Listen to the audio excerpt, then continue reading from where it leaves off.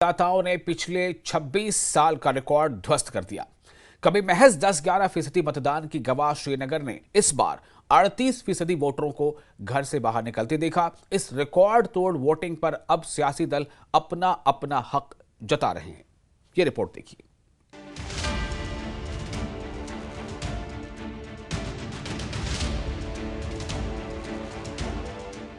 13 मई को श्रीनगर में हुई वोटिंग में बुजुर्ग आए, युवा आए, महिलाएं आई।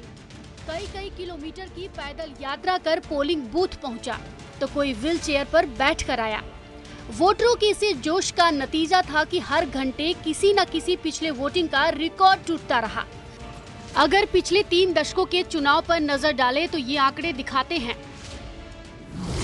साल 1999 में 11.93% हुआ मतदान। 2004 में 18.57% हुई वोटिंग। 2009 में 25.55% मतदान, जबकि 2014 में 25.86% मतदान। 2019 में 14.43% मतदान हुए।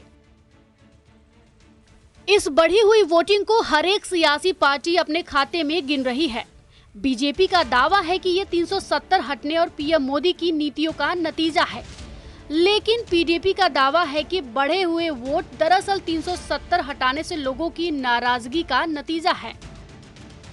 2019 के बाद ये पहला इलेक्शन था और 2019 को जब कुछ पार्टियां रेफरेंडम के तौर पर कह रही थी तो अगर लोग नाराज होते तो वो नहीं निकलते, लेकिन इससे लोगों ने ये एक मैसेज दे दी कि हम डेमोक्रेसी के साथ हैं और हम डेमोक्रेसी पे यकीन रखने वाले लोग हैं। और आज आपने देखा कि पीएम साहब नरेंद्र मोदी जी ने भी आज श्रीनगर के लोगों को मुबारकबाद दे दी है कि जिस तरह से भारी टर्नआउट हुआ है, ये एक अच्छा संकेत है और इससे पता चलता है कि आने वाले जो इलेक्शन है इसमें और ज़्यादा परसेंटेज बढ़ेगी और आते आते जब हम असेंबली इलेक्शन के लिए आएंगे तो एक रोड मैप उनके लिए बन गया है। हाँ, लोगों को मौका मिला 2019 के बाद जो यहाँ पे बीजेपी ने एक तमाशा खड़ा किया था, ये आर्टिकल 370 और 35 से हटने के बाद जो अनडेमोक्रेटिकली उन्होंने किया, उसके बाद कल ये रिएक्शन था लोगों को बीजेपी की तरफ कि उन्होंने वोट किया। तो हम इस चीज़ को बहुत ही एक अच्छी डेवलपमेंट मानते हैं कि आजकल यहाँ पे यूथ को कम से कम ये समझ आया कि डेमोक्रेटिक प्रोसेस में वोट को इस्तेमाल कैसे करना है। तो ये बहुत एक खुशहाल कदम है आगे फ्यूचर के लिए कि डेमोक्रेटिक इस प्रोसेस में यहाँ के यूथ ने हिस्सा लिया। कांग्रेस घाटी की तीनों सीटों पर नेशनल कॉन्फ्रेंस को समर्थन दे रही है। जहां भी एनसी चुनाव प्रचार के लिए गई, कांग्रेस खुले तौर पर उनकी रैलियों में शामिल हुई। बढ़ी हुई वोटिंग का क्रेडिट कांग्रेस इस गठबंधन को दे रही है और उसका मानना है कि युवाओं में बदलाव के लिए वोटिंग की है। एनसी भी इस बात से सहमत दिख रही है। मैं कह रहा हूँ काफी ह्यूज मार्जिन से जीत हासिल करेंगे हम। आपको मेरे चेहरे से पता नहीं चलता कि कितनी खुशी हमें है।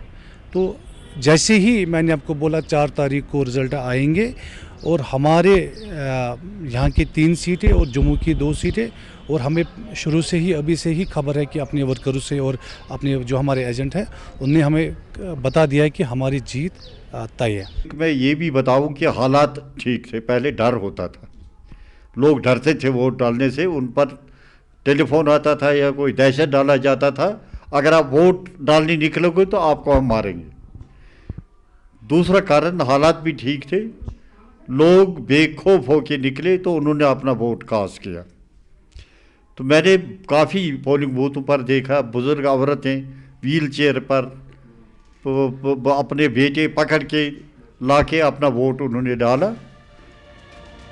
वहीं पीपुल्स कॉन्फ्रेंस ने वोटिंग पर प्रतिक्रिया दी है। उनका कहना है कि यह एक बहुत अच्छा संकेत है कि लोग लोकतंत्र में विश्वास कर रहे हैं और उन्होंने 1987 के बाद बदलाव के लिए बड़े पैमाने पर वोट डालने का फैसला किया है। लो टर्नआउट एरियाज थे श्रीनगर पार्लियामेंट्री कॉन्स्टिट्यूंसी के, जिसमें डिस्ट्रिक्ट पुलवामा था, शोपियान था, श्रीनगर पूरा डिस्ट्रिक्ट के 8 असेंबली सेगमेंट्स। तो ट्रेडिशनली हमने देखा कि यहाँ पे 8, 10, 12% वोटिंग हुआ करती थी 96 के बाद, 87 के बाद इनफैक्ट। तो ये बड़ी अच्छी बात है कि democracy is about participation of the citizens, right. जब ज़्यादा से ज़्यादा लोग पार्टिसिपेट करते हैं इस इलेक्टोरल प्रोसेस में, डेमोक्रेटिक जो इनका एक फ्रेंचाइज का एक राइट है वो एक्सरसाइज करते हैं, तो ऑफ कोर्स जो उसका रिजल्ट है कि अच्छे लोग उभर के आएंगे।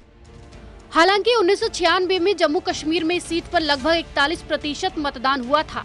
जम्मू कश्मीर को विशेष राज्य का दर्जा देने वाले संविधान के आर्टिकल 370 को निरस्त किए जाने के बाद ये पहला आम चुनाव है और जिस प्रकार से लोगों ने घरों से बाहर आकर वोटिंग की है, उससे साबित होता है कि लोकतंत्र में लोगों की आस्था कितनी मजबूत है। श्रीनगर से सरोज कफिल की रिपोर्ट।